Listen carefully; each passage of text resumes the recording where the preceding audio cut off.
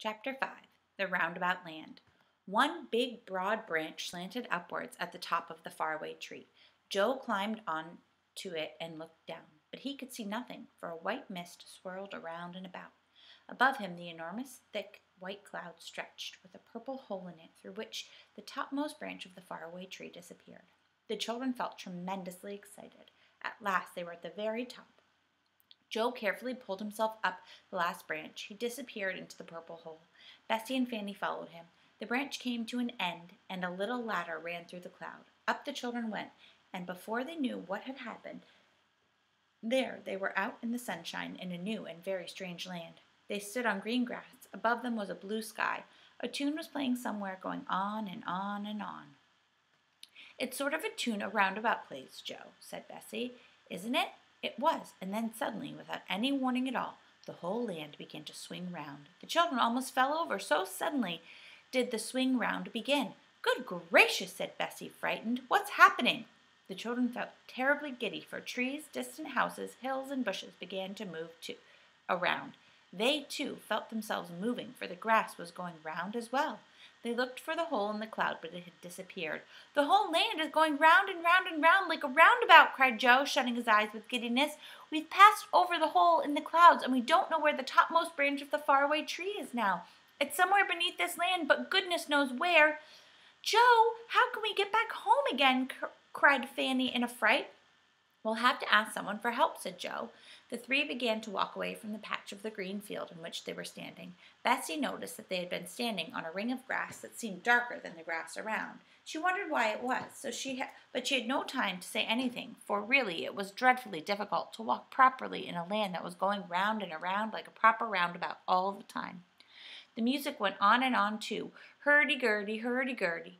Joe wondered where it came from and where the machinery was that worked the strange roundabout land.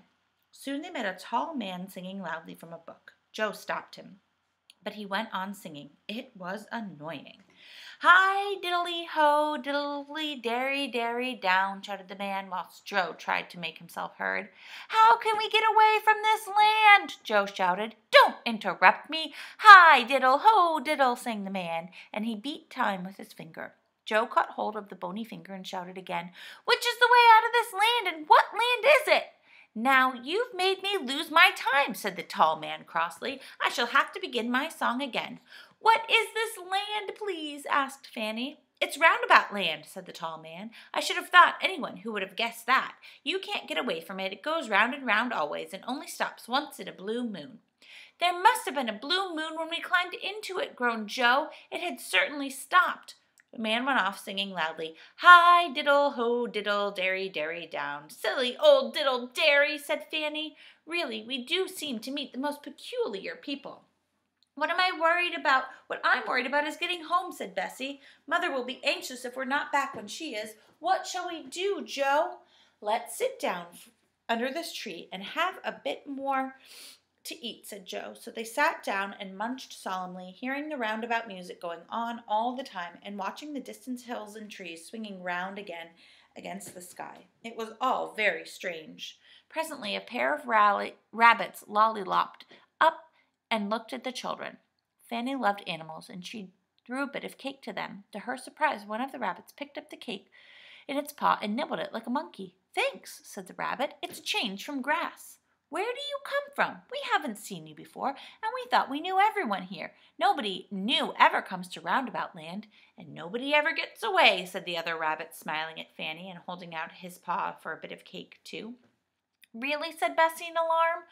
"Well, we're new to it, and we only came up here about an hour ago. We came up in the faraway tree." "What?" cried both rabbits at once, flipping their long ears in amazement. "Up the faraway tree, did you say? Goodness, you don't mean to say that it's touching this land?" "Yes, it is," said Bessie, "but I expect, as this land is swinging round and round, that the topmost branch might be almost anywhere underneath it, and there's no way of finding out." "Oh, yes, there is," said the first rabbit excitedly. "If we burrow down a little way and make a hole, we can see whereabouts the faraway tree is underneath, and we can wait for it to come round again when the land swings above it." "Well, we came up from the tree just where the grass was darker than the rest," said Bessie. "I noticed that. Do you suppose that as the roundabout land swings round, it will come back to the same place? Of course, said the rabbits. We can easily burrow down that green patch of grass and wait for the land to turn round just over the tree again. Come on, quickly, there's no time to lose. All of them jumped up and sped off. Bessie knew the way, and so did the rabbits. Soon they were back in the field where the ring of dark grass stood. There was no opening now, leading through a cloud down to the tree. It had gone. The rabbits began to dig quickly. Soon they found the ladder that led upwards. Then they made such a big hole that the children could see down it to the large white cloud that swirled below the roundabout land. Nothing there yet, said the first rabbit, getting out a handkerchief and wiping his dirty front paws. We must wait a bit. I only hope the land hasn't swung on and past the faraway tree altogether. The roundabout music went on and on and on, and then suddenly it began to slow down. One of the rabbits peeped out of the hole below and gave a shout. The land has stopped going round, and the faraway tree is just nearby, but we can't reach it. The children peered through the cloud below the ladder and saw quite clearly that the faraway tree was very near, but not near enough to jump. Whatever were they to do? Now, don't try to jump, warned the rabbits, or you'll fall right through the cloud. But what shall we do? Asked Bessie in despair. We must get on the tree before we swing away again. I've got a rope, said one of the rabbits suddenly, and he put his hand into a big pocket and pulled out a yellow rope. He made a loop in one end and threw it carefully at the topmost branch of the tree. It caught and held. Good. Fanny, slip down the rope first, said Joe. I'll hold this end. So Fanny, rather afraid, slid down the yellow rope to the tree. And then, just as she got there, the roundabout music began to play very loudly and quickly, and the roundabout land began to move. Quick, quick, shouted Fanny as the land swung nearer to the faraway tree. Jump, jump! They jumped, and the rabbits jumped after them, and the roundabout land swung off.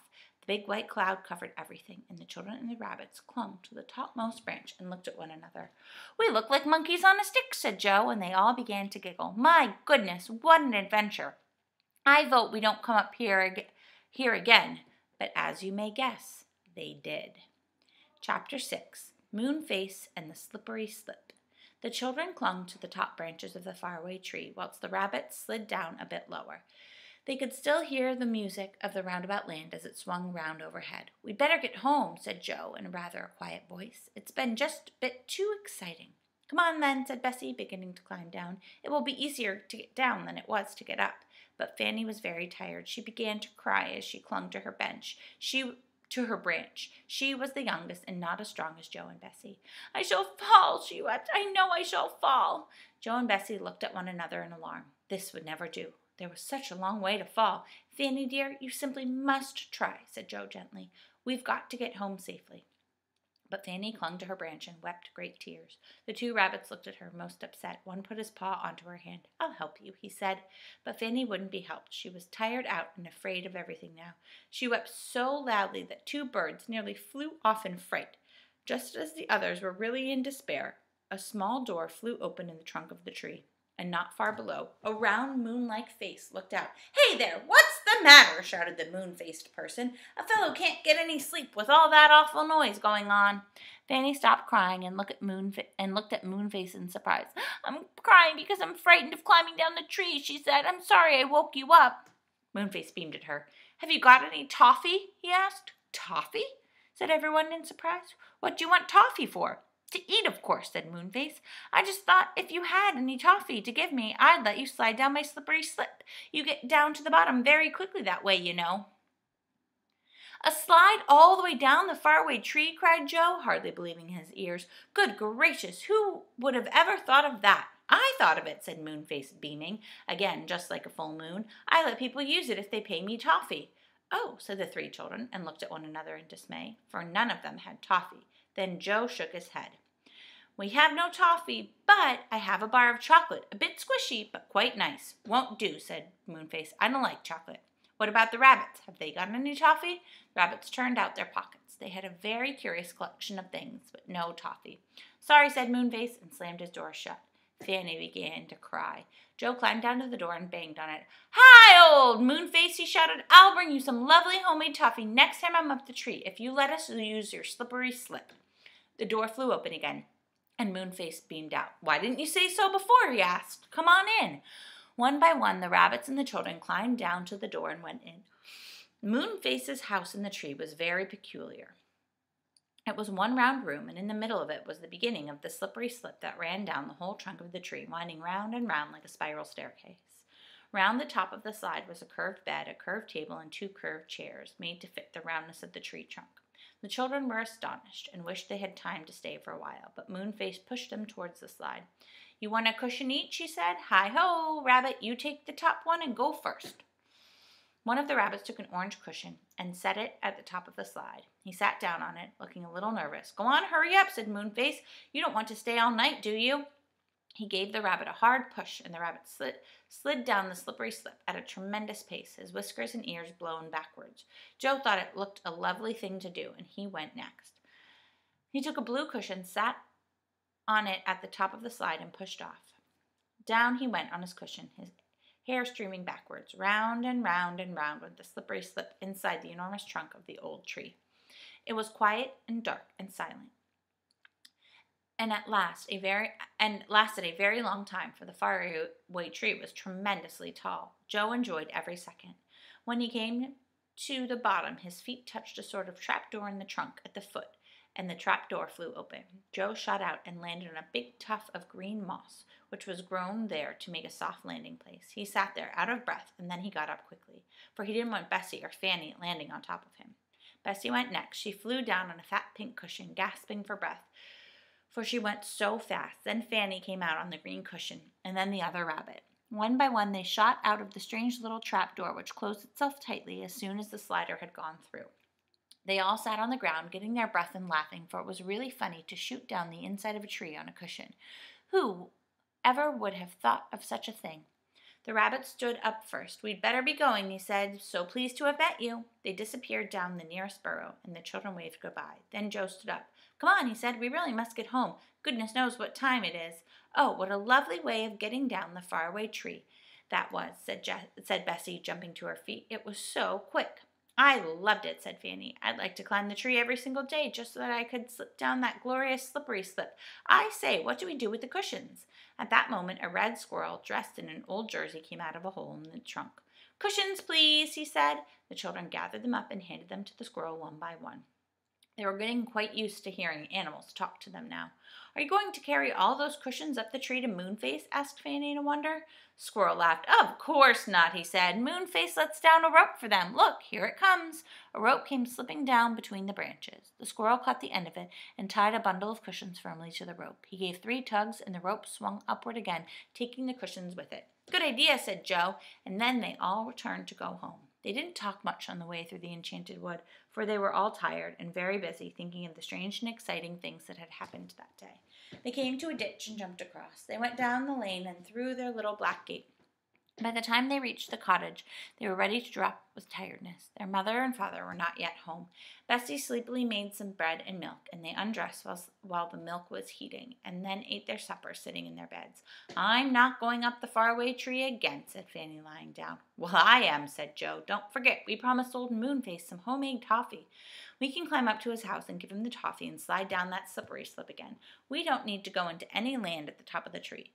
But Bessie and Fanny were asleep, and very soon Joe was too, dreaming of the strange faraway tree and the curious folk who lived in its enormous trunk. Tomorrow we will read Chapter 7, which is called Bessie Makes Some Toffee for Moonface.